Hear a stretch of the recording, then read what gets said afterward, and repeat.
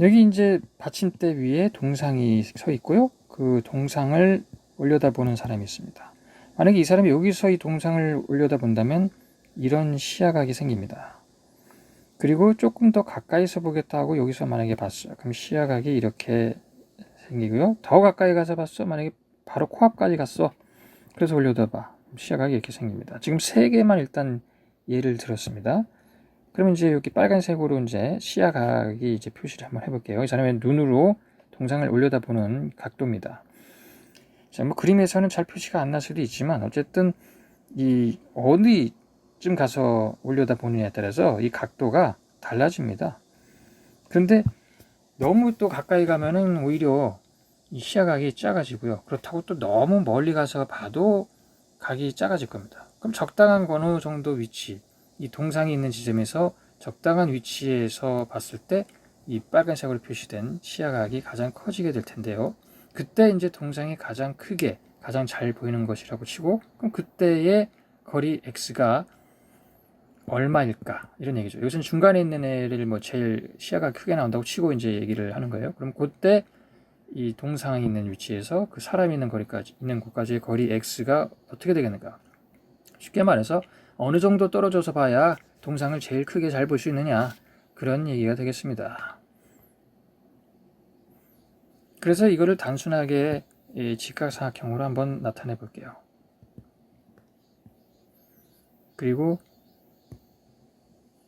A, B 이렇게 쪼개보죠.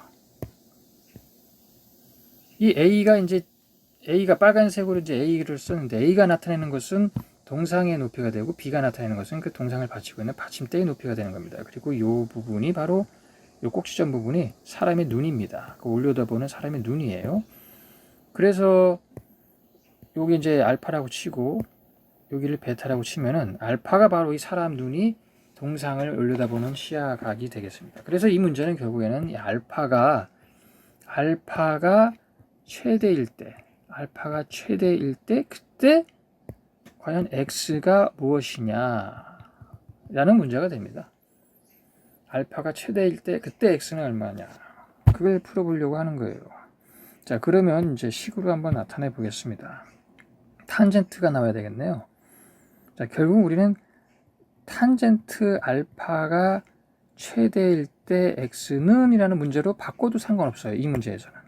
왜냐하면 알파가 커지면 이 사람의 이 동상을 올려다보는 이 각도는 말이죠. 이 문제에서 각도는 어차피 0에서 90도 사이에 있는 어느 각도가 될 텐데, 거기서는 탄젠트 그래프를 봐도 알겠지만 거기서의 탄젠트 그래프는 이 빨간 선 정도 되는데, 어쨌든 간에 알파가 커지면 탄젠트 알파도 커지잖아요. 그러니까 그렇기 때문에 알파가 최대일 때라는 말을 탄젠트 알파가 최대일 때라는 말로 바꿔서 문제를 풀어도 상관이 없다는 얘기입니다.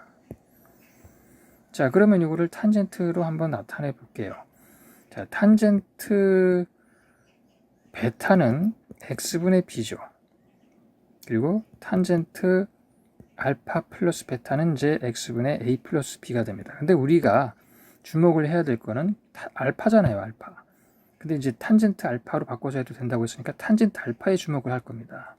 그런데 이제 탄젠트 알파를 제가 이제 쓰기 귀찮으니까 대문자 t로 쓸게요. 대문자 t. 뭐 쓰기 귀찮은 것도 있지만, 탄젠트 알파라고 쓰는 게 귀찮아서인 것도 있지만, 우리는 탄젠트 알파에 주목을 해야 되기 때문에 탄젠트 알파에 집중을 하기 위해서 일부러 빨간색 t로, 대문자 t로 나타내 보겠습니다. 자, 탄젠트 알파가 지금 주인공이에요. 탄젠트 알파에 주목을 해서 탄젠트 알파에 관해서 식을 정리를 해서 그게 최대가 될 때의 x를 구하면 되는 겁니다. 자, 길이로 나타내는 이 식으로 이제 바꿔주려고 해요. 근데 이 대문자 t, 즉 탄젠트 알파로 정리를 하려고 하는 거죠. 자, 이 부분을 보면은 이 삼각함수의 덧셈 정리에 의해서 탄젠트 알파 플러스 베타는 1 마이너스 탄젠트 알파, 탄젠트 베타분의 이렇게 되잖아요. 근데 이거를 이제 여기 나와 있는 길이를 이용해서 나타나게 되면은 결국 x분의 a 플러스 b는 1 마이너스, 자, 탄젠트 알파는 제가 대문자 t 빨간색으로 쓰기로 했었잖아요. 그러니까 이렇게 쓸게요. 그 탄젠트 베타는 x분의 b고요. 지금 여기 있는 걸 이용해서 쓰고 있습니다. a 플러스 탄젠트 알파는 이렇게 쓰고 탄젠트 베타는 x분의 b죠. 자, 근데 빨간색 t로 정리를 하기로 했잖아요. 빨간색 t를 주인공이니까 얘에 관해서 정리를 하려고 하는 거예요, 지금. 자, 봅시다. 그러면 이렇게 곱한 거랑 이렇게 곱한 거랑 같기 때문에 대각선으로 xt 플러스 b는 이렇게 하면은 a.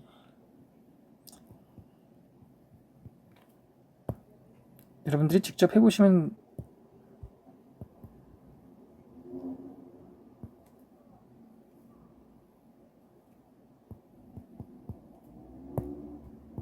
그래서 대문자 t가 있는 애만 이렇게 추려보면은 이항시키고 해서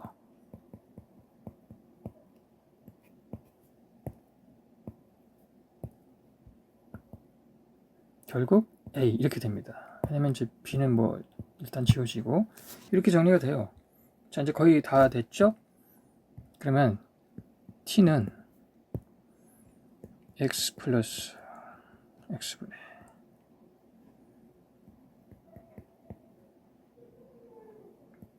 이게 되는 겁니다. 자, 이 값이 제일 크게 나올 때의 x를 알아내면 되는 거예요. 조금 이거를 좀 간단하게 하기 위해서 간단하게 할게요. 그럼 이거는 x분의 x제곱 플러스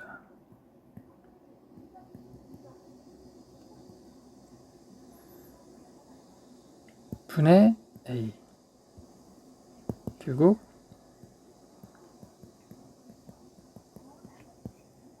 이렇게 정리가 됩니다. 자, 이게 이제 탄젠트 알파를 말하는 거예요. 이게 탄젠트 알파. 이게 탄젠트 알파. 결국 이 탄젠트 알파가 가장 커지게, 이 값이 가장 커지게 될 때의 x 값을 구하면 끝나는 거예요. 자, 그러기 위해서 이제 뭘 해야 될까요? 이제 미분을 해야겠죠. 몫의 미분법을 하게 됩니다. 몫의 미분법을 하게 되면은 분모를 제곱을 해요. 통째로. 분모를 통째로 제곱을 하고 그 다음에 ax를 미분하니까 a가 되고 자, 몫의 미분법을 하시면 됩니다.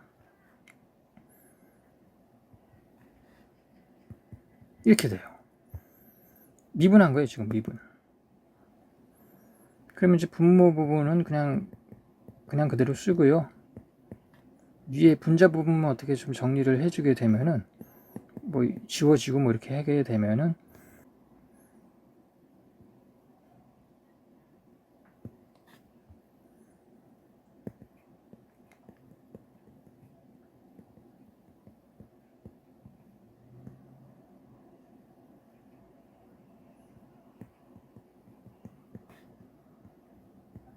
이렇게 됩니다.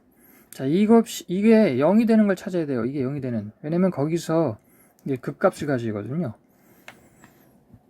자, 결국 이제 분모 부분은 뭐 당연히 뭐 양수를 가질 것이고요. 지금 이 A, B라는 애는 아까도 봤지만 이 삼각형에서 이 길이를 나타내는 상수죠, 상수. 어쨌든 분모 부분은 양수가 될 거고 위에서 이제 분자 부분에서 이게 0이 되게 만들려면 결국은 얘랑 얘가 같아야 된다는 얘기잖아요. 그래야지 0이 됩니다. 자, 그거를 이제 따로 써보면은 결국 AB, A 플러스 B 하고 AX제곱이 같아야 된다는 얘기예요. 자, A를 이제 약분하고 결국 나왔습니다. 이제 자, 나왔어요. X제곱은 BA 플러스 B다. 이렇게 나왔습니다. 요때가 이제 미분한 거에 0이 되는 건데 그 미분한 게 0이 되는 게 왜 그러냐? 우리가 그냥 바로 여기서 문제를 끝내버려도 돼요. 풀이를.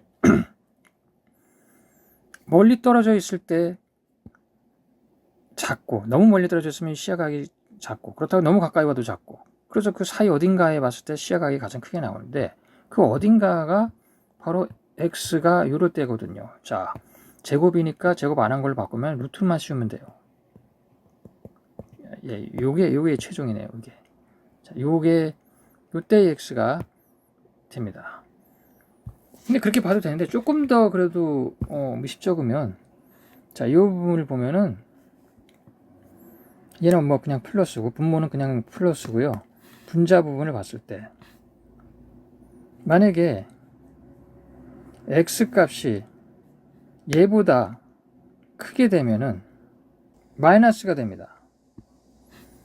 마이너스가 되는 얘기는, 미분한 게 마이너스라는 얘기는 원래 함수는 감소한다는 얘기잖아요. 감소해요. 그 다음에 얘보다 작은 곳에서는 플러스가 됩니다. 플러스 때문에 증가를 하거든요. 그럼 증가하고 감소하고, 그리고 거긴 뭐야? 극값이 되는 부분은 바로 최대가 되겠죠. 자, 그래서 결국 다시 문제로 돌아와서 이 알파 값이 가장 커지게 하는, 근데 탄젠트 알파가 가장 커지게 하는 걸로 바꿔서 얘기했죠. 이 문제에서 그렇게 해도 상관이 없으니까 그때의 x값은 바로 이렇게 된다라는 얘기입니다. 다시 얘기하면은, 다시 그림을 그려보면은, 여기 A, 여기 B면은 여기가 가장 빨간색 각이 가장 커질 때 그때의 x값은 결국 요 길이와 요 길이를 곱해서 루트를 씌우면 됩니다. 그건 뭐 우리가 다시 얘기하면은 요 길이와, 그러니까 받침대의 높이와 전체 높이의 기하평균이라고 얘기할 수도 있습니다.